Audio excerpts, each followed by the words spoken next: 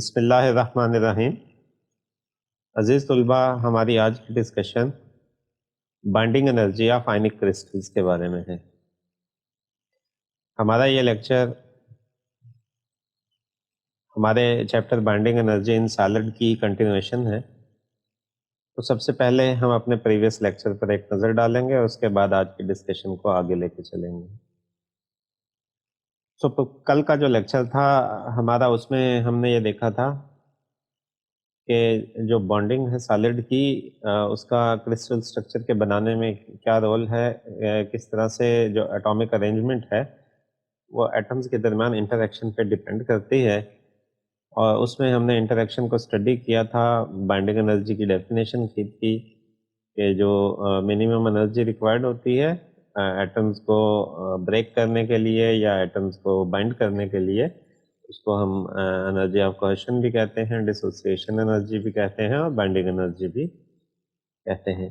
ठीक है, तो इसके बारे में हमने बात की थी कि ये फ्यू इलेक्ट्रॉन वोल्ट की रेंज में होती है और जो बॉन्ड है डिफरेंट एटम्स के दरमियान डिफरेंट मटेरियल्स में, वो मोस्ट स्टेबल होगा अगर बाइंडिंग एनर्जी जो है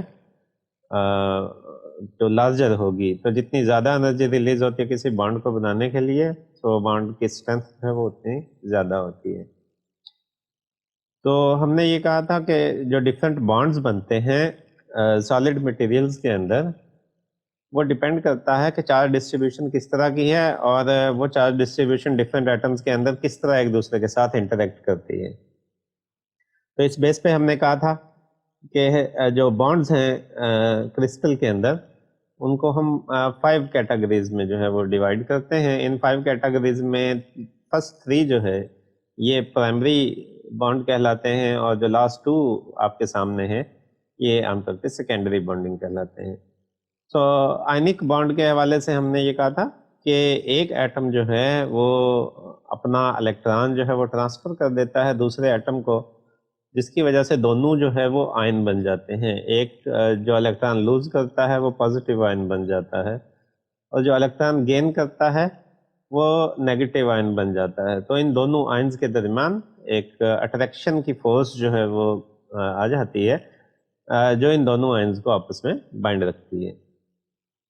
अगेन जो फोर्स ऑफ रिपल्शन है उसका बेसिक फिनोमेना तमाम केसेस में वही रहेगा कि अगर एटम एक दूसरे के बहुत क्लोज आ जाते हैं तो उनके एनर्जी लेवल्स ओवरलैप करते हैं, जिसकी वजह से रिपल्शन प्रोड्यूस होती है। कोवेलेंट बॉन्ड का केस हमने ये देखा था कि तब बनता है जब दोनों में से कोई भी एटम अपना इलेक्ट्रॉन कंप्लीटली ट्रांसफर नहीं कर सकता, बट इट कैन शेयर। तो दो एटम एक दूसरे के साथ अपने एक एक इलेक्ट्रॉन को शेयर करके पेयर बना लेते हैं। सो पार्शली दोनों तरफ जो है वो अकोमोडेट करके दोनों के ऑक्टेट को कंप्लीट करता है। ठीक है, सो चूंकि इलेक्ट्रॉन शेयर होके पेयर बना है, so it creates attraction between the two atoms जो इलेक्ट्रॉन्स को एक दूसरे के साथ शेयर कर रहे हैं। इस तरह जो बॉन्ड बनता है वो कोवेलेंट बॉन्ड बनता है। Ionic bond mostly strongest bond कहलाता है, इसकी बॉन्डिंग एनर्जी सबसे ज़्यादा होती है। कोवेलेंट बॉन्ड भी स्ट्रॉन्ग बॉन्ड है, but in comparison with ionic bond इसकी बाइंडिंग एनर्जी रिलेटिवली कम होती है। तो इसलिए कोवेलेंट मटेरियल जो है इनके बॉन्ड जो हैं वो रिलेटिवली लेस स्ट्रॉन्ग होते हैं as compare to ionic materials.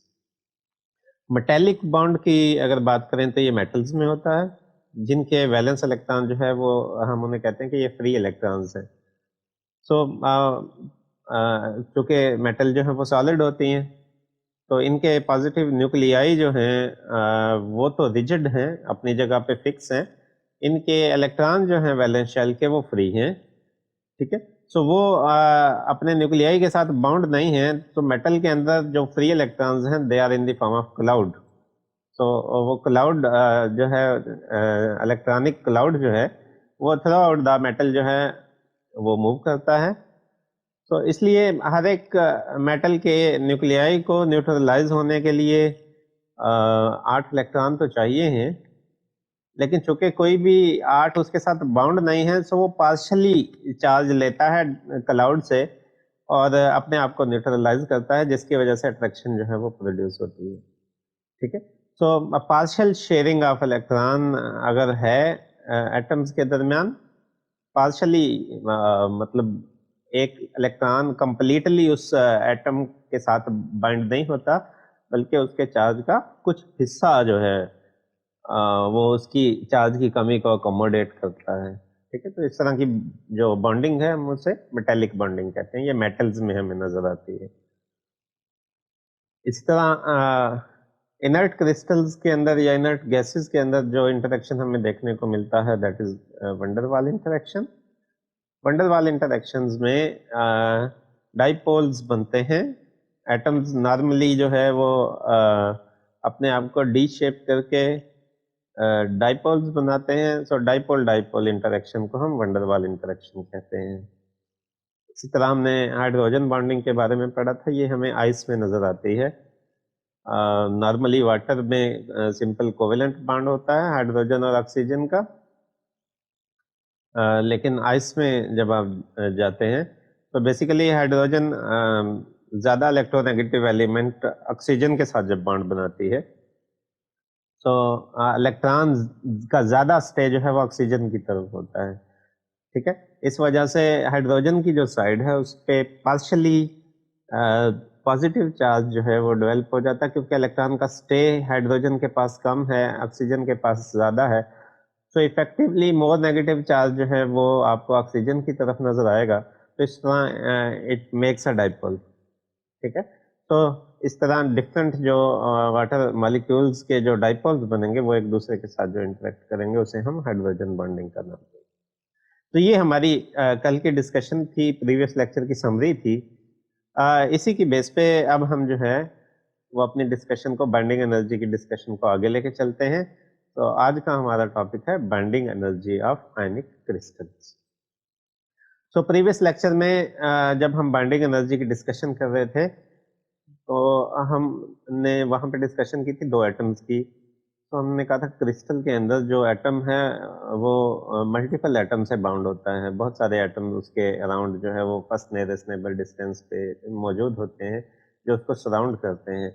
तो रियल क्रिस्टल में हम जो है वो सिंपल एस्टिमेशन से बाइंडिंग एनर्जी नहीं कैलकुलेट कर सकते। तो किसी भी आयनिक क्रिस्टल में मिसाल के तौर पे आप NaCl की एग्जांपल लेते हैं, जो मेजर प्रॉब्लम है कि एग्जैक्ट एक्यूरेट बाइंडिंग एनर्जी कैसे कैलकुलेट की जाए विद द नॉलेज कि आयनिक बॉन्डिंग कैसे होती है, आयनिक क्रिस्टल में एटम किस तरह एक दूसरे के साथ बाउंड होते हैं। सो इस चीज़ को अगर हम जहन में रखेंगे तो फिर हम देखेंगे कौन सी पॉसिबल टेक्निक्स जो है वो यूज़ की जा सकती हैं आयनिक क्रिस्टल की बाइंडिंग एनर्जी को एक्यूरेटली कैलकुलेट करने के लिए। ठीक है, तो यहाँ पे जो बेसिक कैलकुलेशन सबसे पहले की गई, that is done by Born and Madelung in 1910। और ये कैलकुलेशन जो है इसको मॉडिफाई किया गया फर्दर एक्यूरेसी के लिए, and the modification is done by Born and mayor. ठीक है, तो ये इसका हिस्टोरिकल बैकग्राउंड है। बॉर्न और मेडलंग थ्योरी जो है, that is based on the assumption that ionic crystal positive and negative ions have spherical symmetric charge distribution. जैसे इनर्ट गैसेस में होता है कि चार्ज डिस्ट्रीब्यूशन जो है एटम जो है वो परफेक्ट स्फेरिकल चार्ज डिस्ट्रीब्यूशन के तौर पे जो है उसे कंसीडर किया जाता है। ठीक है, तो इनके दरमियान जो मेन फोर्स होगी वो इलेक्ट्रोस्टैटिक फोर्स होगी, और इलेक्ट्रोस्टैटिक फोर्स या कूलम फोर्स भी आप उसे कह सकते हैं, that only depends upon the magnitude of charges and the distance between the ions. Ions पे क्या चार्ज है और आयंस के दरमियान जो है वो डिस्टेंस कितना है। ठीक है, तो जो मेन रोल है बाइंडिंग एनर्जी के अंदर वो इलेक्ट्रोस्टैटिक नेचर का है। तो जो एनर्जी होगी आपकी वो इलेक्ट्रोस्टैटिक पोटेंशियल एनर्जी जो है मेनली कंट्रीब्यूट करेगी, और उस एनर्जी को हम आमतौर पे मेडलंग एनर्जी का नाम देते हैं। ठीक है, सो आयनिक क्रिस्टल के अंदर आयंस जो अरेंजमेंट बनाते हैं उसमें बेसिक कॉन्सेप्ट ये है कि वो अपने आप को इस तरह अरेंज करेंगे कि उनके दरमियान जो फोर्स मौजूद है, जो अट्रैक्शन मौजूद है, वो मैक्सिमम हो।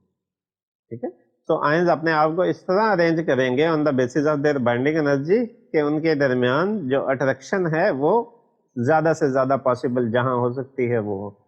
ठीक है, सो किस तरह का इंटरेक्शन फर्दर हो सकता है? हमने कहा कि जो डोमिनेटिंग इंटरेक्शन है वो तो इलेक्ट्रोस्टैटिक इंटरेक्शन है। क्या इसके अलावा भी कोई इंटरेक्शन हो सकता है? तो दो ही पॉसिबिलिटीज हैं। हम कहते हैं कि जहां बॉन्डिंग है वहां पे अट्रैक्टिव फोर्स भी होगी, वहां पे रिपल्सिव फोर्स भी होगी। तो इसी बेस पे आपके पास दो पॉसिबल इंटरेक्शन बनेंगे। तो इसमें पहला जो है वो तो आपका हो गया attractive long range electrostatic interaction. Long range जो इलेक्ट्रोस्टैटिक इंटरेक्शन है ये आयंस के दरमियान जो डायरेक्ट आप कहें जिस तरह दो चार्जेस के दरमियान इंटरेक्शन होता है, ये अट्रैक्टिव भी हो सकता है और रिपल्सिव भी हो सकता है। क्योंकि अगर लाइक आयंस होंगे वो एक दूसरे को रिपेल करेंगे और अनलाइक आयंस जो हैं वो एक दूसरे को अट्रैक्ट करेंगे। So between two ions like both have opposite charge plus minus q, the interaction energy will be, ये सिंपल कूलम लॉ से हम ये एनर्जी का रिलेशन निकाल सकते हैं, plus minus Q square over R. ठीक है, फॉर टू आयंस जिसमें एक पे चार्ज प्लस क्यू हो दूसरे पे चार्ज माइनस क्यू हो, तो जो इलेक्ट्रोस्टैटिक इंटरेक्शन एनर्जी होगी that will be plus minus Q square over R. और यहाँ पे प्लस माइनस क्यों लगाया है? ठीक है, प्लस साइन जो है वो आपका रिपल्शन के लिए होगा अगर रिपल्सिव फोर्स होगी तो, और माइनस साइन जो है वो आपको अट्रैक्शन की एनर्जी के लिए हम इस्तेमाल करेंगे। क्योंकि आपके पास जहां आयंस मौजूद हैं वहां लाइक आयंस भी मौजूद हैं और अपोजिट आयंस भी मौजूद हैं, तो दोनों तरह का इंटरेक्शन जो है वो आप देखेंगे। ठीक है, अट्रैक्टिव भी और रिपल्सिव भी।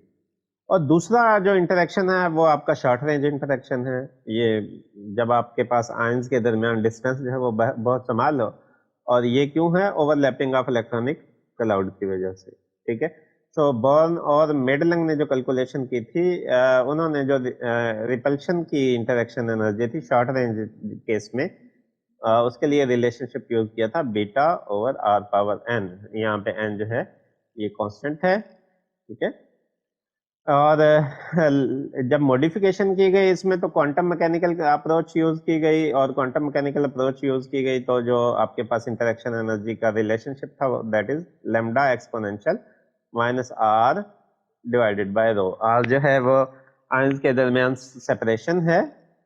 ठीक है, लैम्डा जो है वो स्ट्रेंथ है रिपल्सिव पोटेंशियल की, और रो जो है that is range of repulsive interaction, कितने डिस्टेंस तक रिपल्सिव इंटरेक्शन जो है वो मौजूद रहेगा, दैट इज रो। ठीक है, और लैम्डा उसकी स्ट्रेंथ कितनी है, कितना स्ट्रांगली वो एक दूसरे को रिपेल करते हैं with respect to distance between these two ions. ठीक है, जो शॉर्ट रेंज रिपल्शन को रिप्रेजेंट कर रहे हैं। ठीक है, ये जो दो वैल्यूज आपने इंट्रोड्यूस करवाई हैं लैम्डा और रो, इनको आप जो है वो एम्पिरिकली डिटरमिन कर सकते हैं। लैम्डा की वैल्यू जो है उसके लिए आपको लेटेस्ट कांस्टेंट की जरूरत पड़ती है, और रो की जो वैल्यू है ये आप बल्क मॉडुलस या कंप्रेसिबिलिटी से जो है वो एनालिटिकली कैलकुलेट कर सकते हैं। जो रिपल्सिव पोटेंशियल है इसको हम सेंट्रल फील्ड रिपल्सिव पोटेंशियल का नाम भी देते हैं, तो ये नाम भी इसके लिए डिफरेंट बुक्स में आप देख सकते हैं कि यूज किया होगा, सेंट्रल फील्ड रिपल्सिव पोटेंशियल। अब इसकी बाइंडिंग एनर्जी की कैलकुलेशंस कैसे करेंगे, उसके लिए हम एक सैंपल प्रॉब्लम जो है वो लेते हैं। उस प्रॉब्लम पे जो है वो अपने बेसिक दोनों इंटरेक्शन जो है वो अप्लाई करेंगे, उससे आपके पास जो है वो बाइंडिंग एनर्जी आएगी। तो हम जानते हैं कि हर आयन जो है that is surrounded by many neighbouring ions. ठीक है, और उसको हर एक के साथ इंटरेक्ट करना है जब वो एक दूसरे के साथ बाइंड हैं तो। ठीक है, तो जब आप एनर्जी की बात करेंगे तो एक रेफरेंस आयन मौजूद है, उसके साथ दूसरा आयन ने आके बाउंड होना है, उसके अराउंड थर्ड ने बाउंड होना है, फोर्थ ने बाउंड होना है, फिफ्थ ने, एंड सो ऑन, जितने भी उसके सराउंडिंग में आपके पास जो है वो आयंस मौजूद हैं। किसी को भी लाने के लिए कितनी एनर्जी रिक्वायर्ड है वो सारी आप सम अप करते जाएंगे। ठीक है, तो एक मॉलिक्यूल बनाने के लिए या एक एटम को 10, 15 या जे नंबर ऑफ एटम्स के अंदर बाइंड करने के लिए आपको जितनी एनर्जी चाहिएगी वो आपकी इंटरेक्शन एनर्जी या कोहेसिव एनर्जी होगी ऑफ दैट आयन, उसको आपने यू आई से रिप्रेजेंट किया है। U I is equal to summation J prime U I J. अब यहाँ पे जे की वैल्यू जो है वो 1 to n वेरी कर सकती है, डिपेंड करता है कि आपके पास जे कितने सराउंडिंग एटम्स हैं। जो ith हमारा जो रेफरेंस आयन है उसको कितने आयन जो हैं वो सराउंड कर रहे हैं। तो जे की वैल्यू डिपेंड करेगी कि आपके पास 1 से लेके n तक कितने आयन्स हैं जो हमारे ith रेफरेंस आयन को सराउंड करते हैं। यहाँ पे प्राइम यूज किया है समीशन पे, ये हमें ये बताने के लिए है कि सेल्फ इंटरेक्शन को हमने एक्सक्लूड किया है, क्योंकि जब आप ने 1 से n तक जे लिया है तो उसमें से कोई एक आई है, ठीक है। सो एक स्टेज आएगी जब आप जे की वैल्यू को वेरी करेंगे तो आई और जे आपस में बराबर हो जाएंगे, ठीक है। मिसाल के तौर पे 10 आपके पास आयन्स हैं और आपने फिफ्थ आयन को जो है वो आई कहा है, तो जे की वैल्यू 1 होगी तो 1 5 2 5 3 5 4 5 और फाइनली क्या आएगा 5 5। तो 5 5 को आपने शामिल नहीं करना, क्योंकि कोई भी चार्ज या कोई भी आयन खुद अपने आप के साथ इंटरेक्ट नहीं करता, ठीक है। तो ये जो समीशन पे हमने प्राइम लगाया है ये बेसिकली इंडिकेट करता है कि हमने आई का जो सेल्फ इंटरेक्शन है उसको एक्सक्लूड किया है जब आप कोहेसिव एनर्जी उस आई आयन की कैलकुलेट करते हैं। तो अब यहाँ पे कोई भी दो आयन्स आई और जे अगर हों तो उसके लिए आप जो है किस तरह से इंटरेक्शन एनर्जी जो है वो फाइंड कर सकते हैं, ठीक है। तो कोई भी दो आपके पास एक आई हो और एक जे हो। अब यहाँ पे समीशन नहीं अप्लाई किया, विदाउट समीशन यू आई जे आपने फाइंड आउट करना है। तो इसके अंदर दो टर्म्स हम इंट्रोड्यूस करवाएंगे, क्योंकि दो तरह के इंटरेक्शन जो है वो हमने स्टडी किए हैं। तो ये फर्स्ट टर्म जो है ये शॉर्ट रेंज रिपल्शन के लिए है, lambda exponential minus R over rho. ये वो टर्म है जो बोर्न और मेयर ने क्वांटम मैकेनिकली इंट्रोड्यूस करवाई थी शॉर्ट रेंज रिपल्शन को एक्सप्लेन करने के लिए। और प्लस माइनस ये आपकी इलेक्ट्रोस्टैटिक इंटरेक्शन एनर्जी है, ठीक है, जिसका साइन जो है वो डिपेंड करेगा कि अट्रैक्टिव फोर्स है या रिपल्सिव फोर्स है उन दो आयंस के दरमियान में। Plus minus Q square over R I J. R I J क्या है? Distance between the centres of ions I and J, ठीक है। तो प्लस माइनस साइन किस चीज को रिप्रेजेंट करता है? Interaction between like and opposite ions, जिससे हमें पता चलेगा अट्रैक्शन होगी के रिपल्शन होगी। Negative sign will be for attraction and positive for repulsion. Okay अब हम सपोज करते हैं कि लेट हमारे पास जो क्रिस्टल है उसमें टोटल n मॉलिक्यूल्स हैं।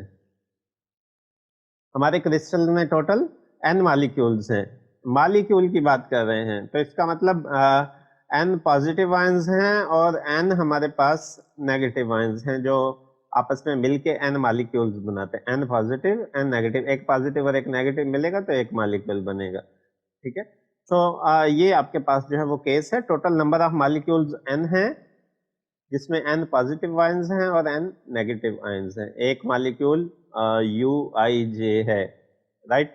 तो okay, the total latest energy और बाइंडिंग एनर्जी, सबको बाइंड करने के लिए कितनी एनर्जी आपको चाहिए है, ठीक है। सो एक को बाइंड करने के लिए जो एनर्जी आपको चाहिए थी वो थी यू आई। इसी तरह n एटम्स में से किसी को भी आप एज ए रेफरेंस ले सकते हैं, ठीक है।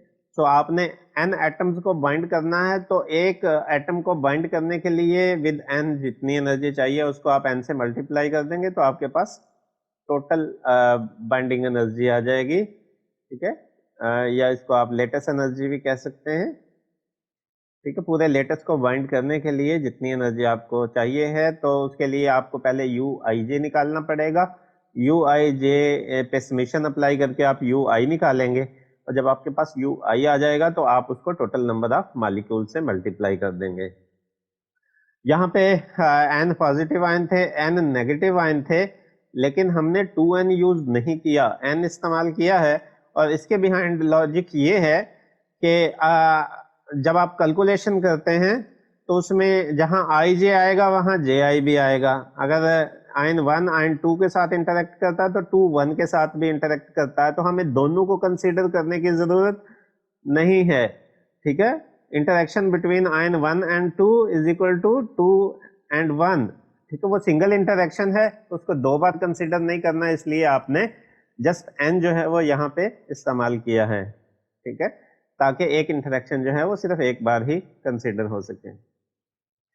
अब अपनी कैलकुलेशंस को थोड़ा सा सिंपलीफाई करने के लिए हमने एक dimensionless quantity P I J introduce करवाई है, और P I J is such that के दो आयंस के दरमियान जो डिस्टेंस है आर आई जे, उसको हम फर्स्ट नियरेस्ट नेबर डिस्टेंस से रिप्रेजेंट करना चाहते हैं, कि दो एटम्स के दरमियान जो डिस्टेंस है वो 1 आर के बराबर है, कैपिटल आर यहाँ पे हमारा फर्स्ट नियरेस्ट नेबर डिस्टेंस है, या 2 आर के बराबर है, या 3 आर के बराबर है, या 1.5 आर के बराबर है, कोई भी वैल्यू हो सकती है। सो पी आई जे की वैल्यू को जब आप फर्स्ट नियरेस्ट नेबर डिस्टेंस से मल्टीप्लाई करेंगे तो आपके पास आई और जे आयन के दरमियान एक्चुअल जो डिस्टेंस है वो आ जाएगा। सो हम आर आई जे को रिप्लेस करना चाहते हैं, रिप्रेजेंट करना चाहते हैं फर्स्ट नियरेस्ट नेबर डिस्टेंस की टर्म से, ठीक है।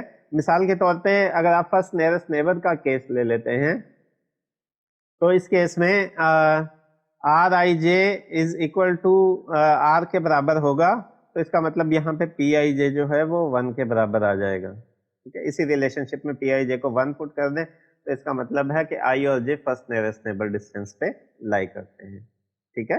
अगर कोई atom double of the first nearest neighbour distance पे लाई करता है तो पी आई जे की वैल्यू 2 हो जाएगी, ठीक है। अगर कोई 1.5 पे लाई करता है तो पी आई जे की वैल्यू 1.5 आर हो जाएगी, एंड सो ऑन, ठीक है। सो बेसिक एम क्या है, सिंपलीफाई करना चाहते हैं और अपने रिलेशन को लिमिटेड करना चाहते हैं up to first nearest neighbour distance, ताकि हमारी कैलकुलेशन जो है वो थोड़ी सिंपलीफाई हो जाए, ठीक है। हाँ, ओके, यही किया हमने। R I J is equal to P I J into R, और इससे आपने दो आइंस के दरमियान जो इंटरेक्शन है उसका रिलेशनशिप जो है वो फाइंड आउट किया। यू आई जे का जो आपके पास पहले से रिलेशनशिप मौजूद था उसमें जहां जहां आर आई जे था, स्मॉल आर आई जे था, वहां वहां पे हमने पुट कर दिया। ये देखें यहाँ पे था small R I J, P I J into R, और ये डिनोमिनेटर में था आपके पास क्यू स्क्वायर ओवर आर, तो P I J into R, ठीक है। सिंपली आपने क्या किया, आर आई जे को रिप्लेस कर दिया आपने P I J into capital R से, राइट।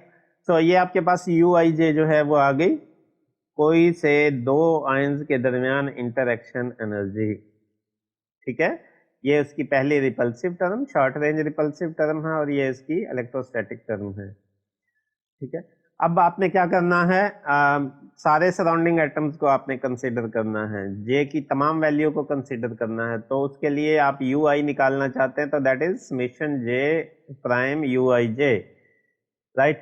तो आपके पास यू आई जे की वैल्यू मौजूद है, इसको आपने समेशन में पुट अप कर दिया as it is. Further simplification करना चाहते हैं, सो इसके लिए अज्यूम करते हैं जो फर्स्ट रिपल्सिव टर्म जो है उस पे शॉर्ट रेंज चूंकि रिपल्शन है वो, तो हम कहते हैं कि ये सिर्फ फर्स्ट नियरेस्ट नेबर डिस्टेंस पे अप्लाई होती है, ठीक है। और हम अज्यूम करते हैं कि जो किसी भी आई एटम जो है उसके नेबर्स हैं वो उनकी तादाद जी है, ये एक जस्ट आर्बिट्रेरी नंबर जी हमने इंट्रोड्यूस करवा दिया कि इनकी तादाद जी है। तो अगर आप फर्स्ट नियरेस्ट नेबर डिस्टेंस की बात करेंगे तो उस केस में ये पी आई जे की वैल्यू जो है ये 1 होगी।